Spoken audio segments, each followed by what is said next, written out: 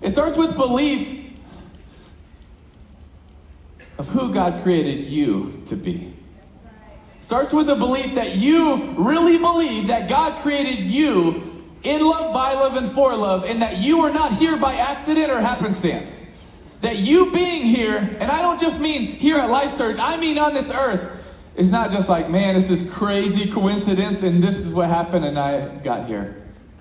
No, you're here because a perfect creator loves you like crazy. And he created you in love, by love, and for love. And you know, we hear it all the time. Oh, you're fearfully and wonderfully made. But what does that even mean? Fearfully just means awesome, and wonderfully means unique and set apart. But do you believe that about your life? Do you believe that about yourself? Do you believe that God created me, even with my flaws or the things I would rather adjust, or I wish I was taller, I was smaller, I was shorter, I was bigger, whatever. I wish I threw it better. It's not that funny.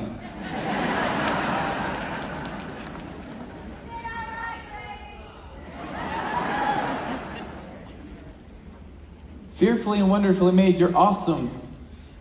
And you know when you say wonderful, unique, and set apart. You know, I've been fortunate to travel and see some of the different wonders of the world, some of the natural wonders, some of the ancient wonders, a lot of different wonders of the world. And some of them, when you get there, you're like, oh, dang, this is pretty cool. But I gotta be honest, sometimes when you get there, you're like, dang, this is really overrated. It just really is. But why do we say they're one of the wonders of the world? Most of the time, it's because they're unique and set apart. They're different than most. But did you know about your life that you are more unique, different, and set apart than any of the 7 wonders of the world? But do you really believe that? Do you really believe that God designed a plan and a purpose for your life? Do you really believe Ephesians 2:10? For we are his workmanship, created in Christ Jesus for good works, which God prepared for us beforehand. For we are his workmanship. Listen, guys, I was homeschooled, dyslexic, and a lefty. I don't use the word workmanship in my vocabulary a lot. But you know, when we translate from the Greek, it comes from a Greek word poema, which is also where we get the word poem from. But another way you could translate it is masterpiece. And that makes a lot more sense to me. For we are his masterpiece in Christ Jesus. You see, because of what Jesus has done, and when we accepted what he did on the cross on our behalf, not because we're good, but because he is perfect for us, and now we are considered a masterpiece. But the verse doesn't end there. It goes on to say, before you were ever born, I wrote a poem about your life for good works for you to do. That gives you purpose. Every single one of us, there are good works for us to do. Every single one of us, there are good works for us to do. And those good works are a part of the plan and the purpose that God has in store for you. But do you really believe that? Do you really believe, hey man, when Monday shows up, I'm not just going to show up thinking, oh, it's another day, I got to get by. No, this is a day that I can thrive because I know my Creator has created something in store for me that is good works. I don't know what they are. I don't know if they're for somebody else. I don't know if I can make a difference in their life. I don't know if I can build a company. I don't know if it's going to create resources. I don't know if it's going to share on a stage. I don't know if it's going to play piano. I don't know if it's going to sing. But whatever God created you to do, he has some good works for you. But do you really even believe it? And do you believe that God can use whatever skill set that you think you have or you think you don't have? Do you really believe that he can use that in your life for his glory, for your good, and for other people's good? Do you really believe that? Do you really believe the story of Jesus feeding the 5,000? You see, I think that we hear it all the time. And I sometimes think we miss some of the most important aspects of that story when Jesus feeds the 5,000. First of all, the Bible just mentions men, that's why it's 5,000, but a lot of scholars would say that there are at least 10 to 15,000 people there. When you add in all the women and children, how we know that there were children there? Well, the boy that brought the fish and the loaves, he was a lad. That would have been a boy. And you know, it's fascinating that Jesus is passing by and all these people are following Jesus, and Jesus had already performed some miracles, and so people are like, dang, I want to go see if this dude is going to perform a miracle. That would be crazy. That would be incredible. That would be amazing. And you see, I bet when this boy woke up, I bet he was like, man, I bet, Mom, hey, if I go follow that dude, Jesus of Nazareth, I bet he might perform a miracle. And how crazy would that be if I was there and I got to see a miracle take place? That would be pretty cool. So he packs his lunchbox and he goes and he's following Jesus, and the disciples of Jesus ask if anyone has food. And you see, the boy has something valuable to him. A lot of scholars believe because it was barley loaves that he came from a poorer side of town. It's just a guess that they take, but it's a belief that a lot of people have that he didn't come from a wealthy area, and so the food that he had was very valuable to him. Very valuable. But the disciples and Jesus were asking for food, and he's like, man, there's something special about this guy. There's something special, and man, this is valuable to me. But he decides to take what is valuable to him and give it to Jesus. And what does Jesus do with it? He takes what is valuable to the boy, but when it's given back to Jesus, it's always that much more valuable. And he takes it, and what Jesus always does is he always makes it more than enough. Enough for everybody to have food, but then there's extras, because he's just showing off. And you see, I bet when that boy woke up, he had the thought, man, today I might get to see a miracle. I doubt he had the thought, today I'm going to get to be part of a miracle. And there's a big difference.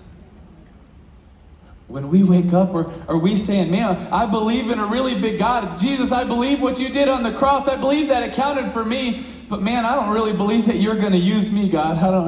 What would you do? I only have a little bit of fish and some bread and stuff. What can you do with that? Whatever he wants. Do you think that the miracle took place because of how much the boy gave? But we live our lives like that all the time. I do. God, if you give me this platform, I'll be able to honor you. And he's like, what do you mean? I can do whatever I want. Will you honor me regardless? The miracle didn't take place because how much the boy gave. The miracle took place because the boy was willing to give. And the question is, are we willing to give? Do we really believe in our Creator that when we take what is valuable to us and we put it in His hands, that He's going to do more than we could possibly ask, think, or imagine? Do we really believe that? You see, belief is a very powerful thing, because if we do say, God, I don't know how or what you're going to do, but I know you're going to do something. And you know what? I might feel like I have a lot. I might feel like I have a little. Some days, that's been me. I've been like, man, I have more today I can give you. And some days I'll be like, God, I don't know what I have to offer you. But hopefully, whatever it is, I would be willing to give it to Him. And be honest, that hasn't been every day. But man, would we be willing to put what we have that's valuable to us? And I don't mean the extras. I don't mean what's easy to give. I don't mean what's easy. Man, it's easy to sometimes be like, oh, I'll go volunteer for 30 minutes. That's easy to give. I'm talking about what's hard, what's really valuable to you, the thing that you really, God, I don't want to give you this. Because if I give it to you, you might do something that I don't want you to do with it. Will we give him what is really valuable to us? Because we really believe that he does have good works in store for us. And we can trust him because his character is trustworthy. Belief is such a powerful thing. Not long ago, I heard about a young man who was a senior in high school, and he was failing literally every single one of his classes. And he was really struggling. And he came from a very hard upbringing, and his parents had never been supportive of him. And he was ready to quit at school, and he was ready to quit at life. But he had this one teacher for 3.5 years. She had gone out of her way almost every day to walk up to him and say, "Hey, how you doing? I just want you to know, I think you're awesome. I just want you to know, I think you could do something special. I just want you to know, hey, I believe in you." For 3.5 years, she was always so encouraging to him. And so he thought, you know what, before I quit, I'm at least going to tell her. So after school, he walks up to her and he tells her that he's quitting. And he's also considering quitting at life. And she says, "No, you're not. No, you're not." She said, "I actually want you to do something for me." He's like, "What can I do for you?" She said, "I want you to go take the SAT test." He said, "What? Why would I go take the SAT test? I'm failing every single one of my classes. I'll fail it." And she said, "No, you can't fail it." He said, "If anyone could, I would." She said, "Just for me, please. For everything I've done for you for the last 3.5 years, would you please just go take the SAT test?" And he said, "Okay, but then I'm done." Saturday rolls around, he gets up early in the morning, goes and takes the SAT test. He doesn't feel good about it. Finishes the test and gets the report back a couple of days later.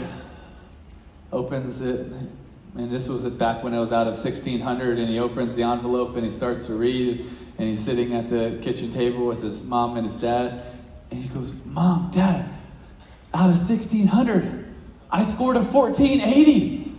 This is crazy, I scored a 1480. And both of them said, "How did you cheat?" And he's like, "Whatever." And so he runs out of the house and he's running to go see his teacher, and he runs up to her with tears in his eyes and said, "Look, out of 1600, I scored a 1480. And she starts crying and hugging him, and she just looks at him and says, do you finally believe in yourself?" And he's like, "I think so." And he's like, "Is this not encouraging to you? Look what you can do. You're incredible. You're special. You can accomplish things." And really, for the first time in his life, he was like, I can. And so they sat there together and they came up with a game plan of how every day, if he was to stay after and he was to get tutoring and he was going to work and he would write extra essays and do all these different things, of how maybe at the end of the year, he could walk across the stage and graduate and take his classes from failing to maybe passing. And he did. Every day. He worked so hard. And at the end of the year, he walked across the stage and graduated. It was the first time in his life he believed in himself that he could accomplish something. And because he had such a good SAT score, he got into a pretty prestigious university. And he goes to this university, and he believes in himself now so much, he's like, you know what? I'm going to start a company. And he starts one company, and then he gets another idea while he's at college to start a second company, and he does. And 10 years after he graduates from the university, that second company that he started, in the area that he lives in, he won Entrepreneur of the Year award.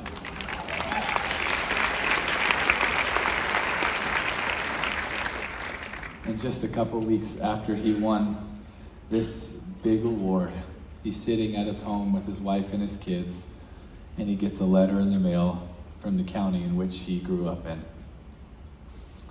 And he opens it and he starts to read it. And it says, every year we go back and we audit ourselves to make sure we don't make any mistakes on the SAT scores. But we're so sorry to inform you that on your year, on your test, we made a mistake. You didn't actually score a 1480. You actually scored a 740. I don't know why someone was clapping.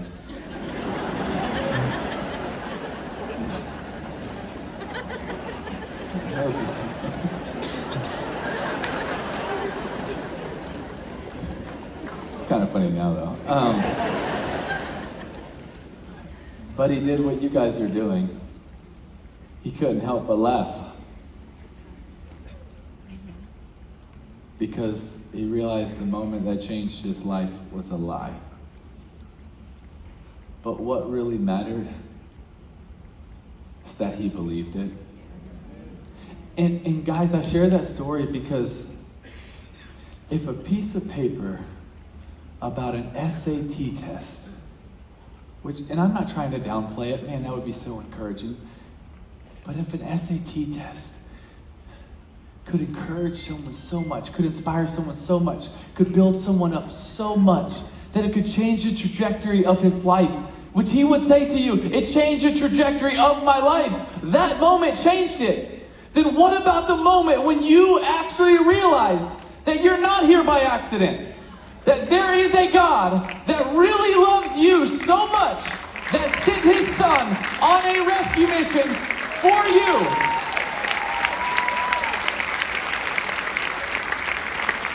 And in his love and sovereignty, and you accepting what he did on the cross, and accepting Jesus into your life, that you are now a masterpiece, but it doesn't end. Now you have good works to do. You see, what happens when you believe that, everything changes. Because now I'm no longer here just trying to get by or figure it out. I figured it out. I know I'm here. My Creator put me here for such a time as this.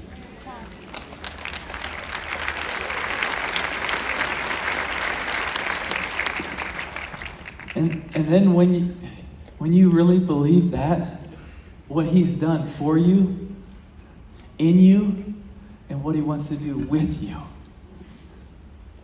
it's more important than any SAT test would ever be. But then what I think it does, it inspires us to then actually go live with passion.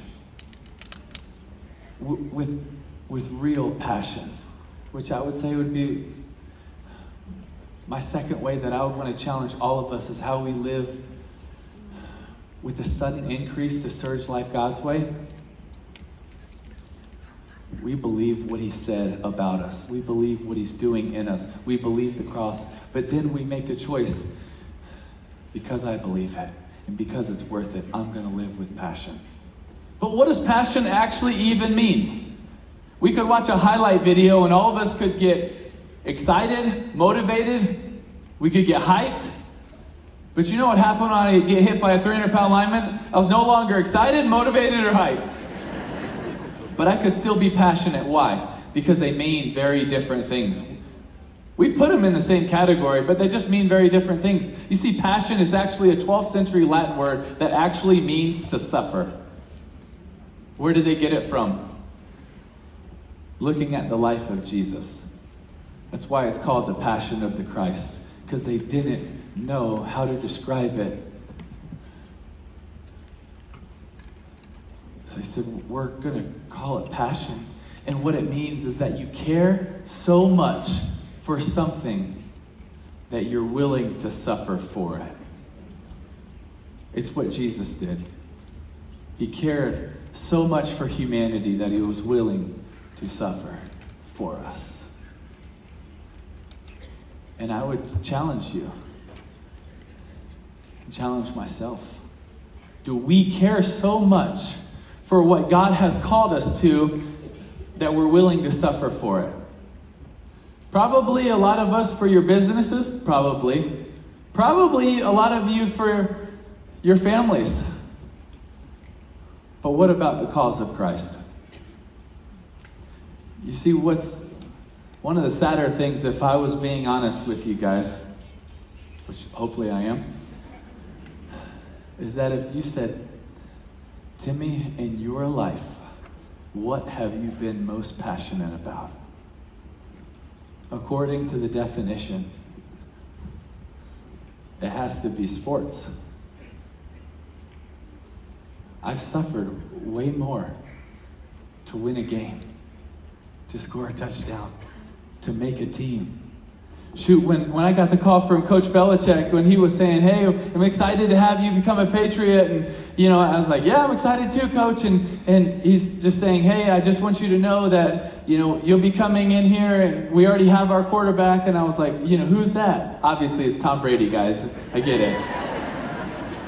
And he says, Timmy, we're excited to have you, but I just want you to, really when you get here, go under the radar. Should be one of the guys. And I said, yes, sir, I totally get what you mean. And we're going through practices the next few weeks, and then we have an off day. And the night before we have this off day, I get a call from one of my agents, and he says, Timmy, I got an amazing, amazing opportunity for you. An amazing opportunity. Tomorrow afternoon, there's a company that's doing a commercial right down the street for you to show up for just a little bit, a couple of hours max. They want to pay you $1 million. And I was like, what? What's wrong with them? Why? And he's like, okay, can I tell him yes? And I said, no, not yet. I need to call Coach Belichick. And he's like, no, do not call Coach Belichick. Like, if he gets upset, we apologize, but we don't ask for permission. You should also know that he works on commission, okay? So he wanted me to say yes. And I said, no, it's the right thing to do.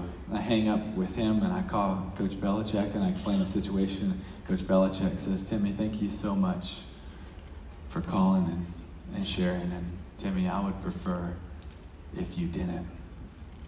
And I was like, and I would prefer if you changed your mind. I'm just kidding. I didn't say that to Coach Belichick. And you wouldn't either. And I said, yes, sir. And I called my agent back, and I said, you got to tell him that we're going to turn it down. He's like, what? Why would you do that? Because I love a game. Because I was passionate about a game.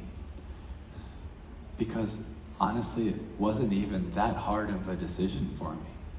If I had just a little bit more of a chance to make the team, to be a part of that team, I would do that. Why? Because I grew up my whole life waking up in the middle of the night, training at different times so that I could try to be my best. Because I loved and was passionate about a game, meaning I would suffer, play with broken arms, broken legs, pretty much whatever, to make it teams. So the question you should ask me, if I would do that just to give myself a tiny bit of a better chance to make a team, what should I be willing to do for something that actually really matters? And that's why I would say to you that, yeah, I've probably been more passionate about a game in my life. But hopefully, if we could have another conversation at the end of my life or in heaven, I could say, but it didn't end that way. It may have started that way, but it didn't end that way.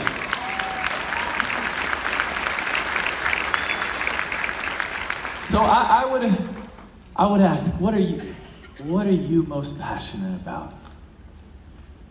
I hope you're passionate for your companies, your occupation. I hope you're more passionate about your family, but I hope you're most passionate about the cause of Christ. Because if not, are you going to look back one day and be like me and say, you know what, I could say that I'm most passionate about whatever, but really if someone knew my actions and my heart, they would know I've been most passionate to make $1. I've been most passionate to be liked. I've been most passionate to be whatever it is. I hope at the end of my life that I won't look back and say, you know what, I gave the most, I suffered the most just to win a game, to make a team, to score a touchdown. Because what a miss that would be in my life. You know, I love the word passion. To care so much for something that you're willing to suffer for it. But you see, I also love the word compassion. Because it means to care so much for something or someone that you're willing to suffer with them. There's a difference. You see, for you and your teams and the teams that you're leading and your companies and the employees that you have or the employees that you get to work with, it's inspiring to live with passion. But when you have compassion, because it's not just about the bottom line, it's about the bottom person. And when you have compassion for your team, for your family, for your company, for the employees that you get to work with, now I also believe that you've transcended it into something so much more. Passion. It's awesome and it's contagious. And it will make you different. I really believe that. How many people can you actually think of off the top of your head that, man, they live with passion, like every day? Very few. But if you add compassion to it, now you are super rare. Wait, they not only care so much about the company that they're willing to suffer to be the best, but man, they care so much for me that when I'm in the suck, so are they. When I'm hurting, so are they. You want to transcend whatever you do? Then you do it with passion and compassion. Watch how different you would be. Because some people, it's really easy to find passion. Then some people, it's easy to find compassion. You find the few that bring both into it. Look how rare they are. Why can't you do that? Because one's probably thinking more of bottom line, do whatever it takes to win. And the other is thinking about the bottom person and do whatever it takes to lift them up. Why not do both?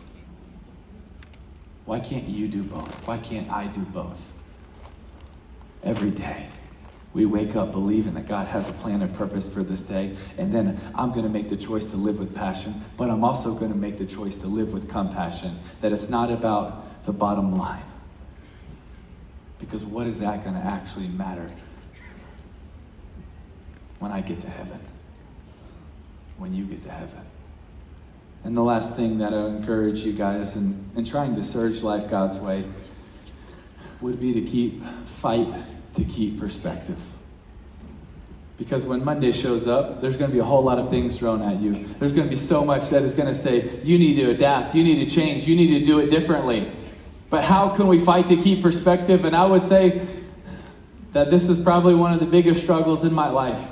To truly fight to keep perspective. I remember when I was at the University of Florida, my freshman year, we were blessed to win a national championship. Sophomore year was blessed to win the Heisman. Junior year was blessed to win another national championship. And my senior year, our goal was to win another one and win 3 out of 4 and be one of the best teams of all time. Very few teams had ever won 3 out of 4 national championships, and we didn't shy away from it. We literally would break it down to best ever.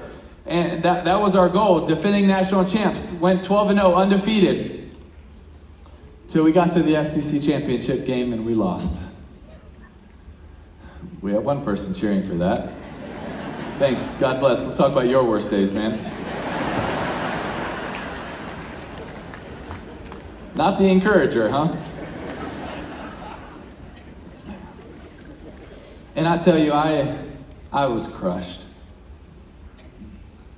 But it's not just because I was competitive and I would always take losing really hard. It's because my identity was in it. And that next week, I promise you, I would have been horrible to be around.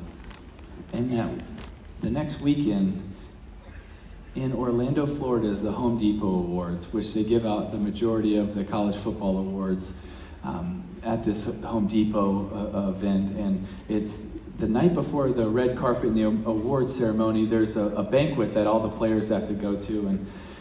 And so I'm at this banquet. I'm just a few rows back at this banquet, sitting at our table, and they're bringing up the Alabama players, and then they're bringing up the Texas players because they're going to play in the national championship game. And I was sitting there watching this, just so ready to puke, you know. And one of the waitresses, she comes and she taps me on the shoulder, and she said, "Hey Timmy, I'm so sorry. I don't mean to bother you." And I said, "No, it's okay. What is it?" And she's like, they told me not to talk to you or any of the athletes. I was like, "It's okay, please tell me." And they're like, "No, they seriously told me not to bother you." I was like, "It's okay, just please tell me whatever it is." And she said, "There's a girl standing outside with her family, and she has a lot of illnesses and adversity, and she didn't really know how to explain it." I said, "Okay." And she's just outside. And her and her family drove here from Virginia. That's a long way, to maybe see you or say hey to you. Would you want to say hey? And I said, "Of course." So I stand up and I walk to the back of the room, and they open the doors, and in comes walking this amazing young girl named Kelly Fawnin, who has overcome more in her life than I could possibly imagine. She's had brain tumors and tremors and so many things that she's had to fight through her entire life. And Kelly is so excited to see me, and she has a hard time just taking the next step. And so she's shaking, and she's trying to take the next step and take the next step. And she's so excited, she's trying to get closer to me. And I'm trying to walk by all these people to get to the back of the room. And I try to get there as fast as I can, because every step she's trying to take is so hard, and I'm so nervous she's gonna fall. And so I get to the back of the room, and she opens her arms so wide, and she squeezes me, and she just squeezes me and squeezes me. And just one of the best hugs that I've ever had. And she's probably hugging me for a minute or so. And she just starts crying, and I couldn't help it. I started crying, and her parents were right behind her, and they started crying, and my parents were right there, and they started crying. And literally, no one's even said a word yet. And so then everybody kind of gains a little bit of composure, and I get the chance to meet Kelly and have a great conversation and hear more of her story and what she's been through. And I just felt it so put on my heart to ask her to be my date the next night for the red carpet and the award ceremony. And thankfully she said yes.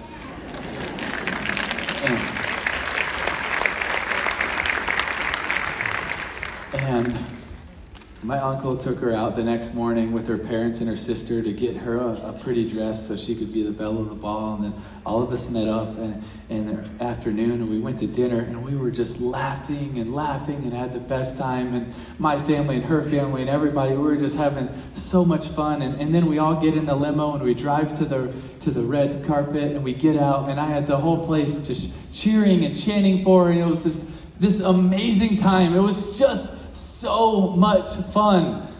It really was so special.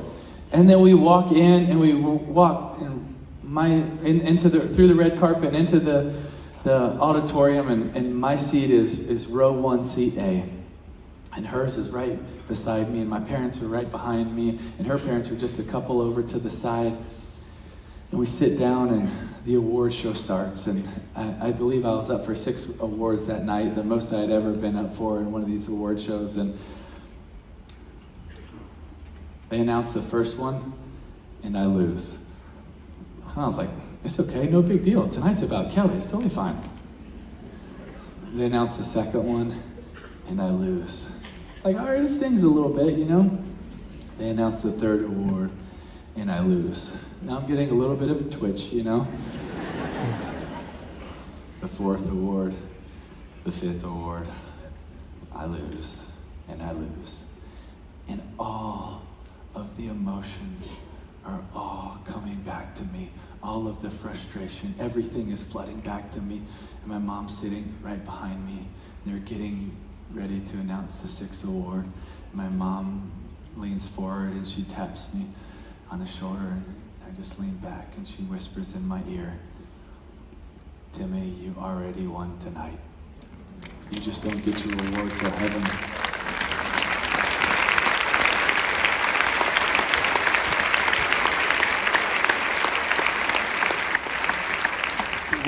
What was she talking about? It definitely wasn't that sixth award. You know what's crazy? I can't even tell you what it was for. But in the moment you think, dang, I gotta win this. This is so important. It's vital. Ultimately to really nothing. But how perspective so matters. I'm so grateful that my mom just whispered that to me in my ear because it reminded me, is this really what I'm chasing with my life? Now, it doesn't mean that we don't want to be good. It doesn't mean that we don't want to win. Whatever your hand finds to do it with all your might. We should be good and we should strive for excellence and we should try to win. But it's not all we're trying to do. You know what was crazy about that night?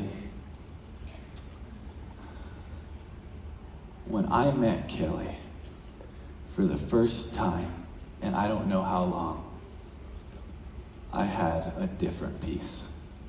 Why? It's because it was the first time that the focus hadn't been on me. Because up until that point, it was all about another championship and legacy, and we gotta win, win, win. And if we don't, that is our identity. That's my identity. Even though if you would have asked me, I would have said, no, my identity's in Christ. But I really want to win this.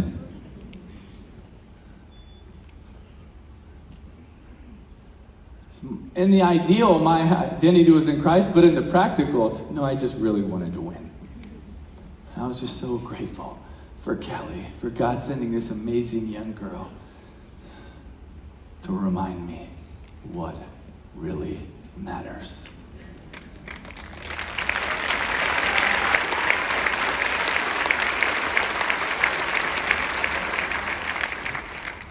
If you get everything that you're chasing, what will you really have? Hopefully, if you get what you're chasing, you'll have significance. You'll impact eternity. You'll impact a lot of other people's lives, not just your own. Because I hope that every single one of you, I hope in whatever it is that you're chasing, that you're successful. I really do. But I hope so much more that you're significant. Because success is about you, but significance is about other people. I don't think it's wrong to strive to be successful. But make sure when you are, that you also have so much more significance. And so my hope, my challenge, and my prayer to all of us, myself included this afternoon, is that we would strive to surge life God's way by believing that He has put us here for a reason, by being willing to suffer for Him, for what He has called us to do, because we're going to live with passion. Because we're not just going to live with passion for the bottom line, but we're going to live with compassion, because we know every single life was worthy and is loved of what Jesus has done on the cross, and we're going to treat Him as such. And then we're going to fight to keep perspective, because life is going to continue to throw so many things in our path. And they're going to say, it really doesn't matter. You need to get caught up in praise, promotion, platform, and status. And we can say, none of that matters to God, because I know my status. My status is the son of the king, a king of the world, who will forever reign. That's perspective.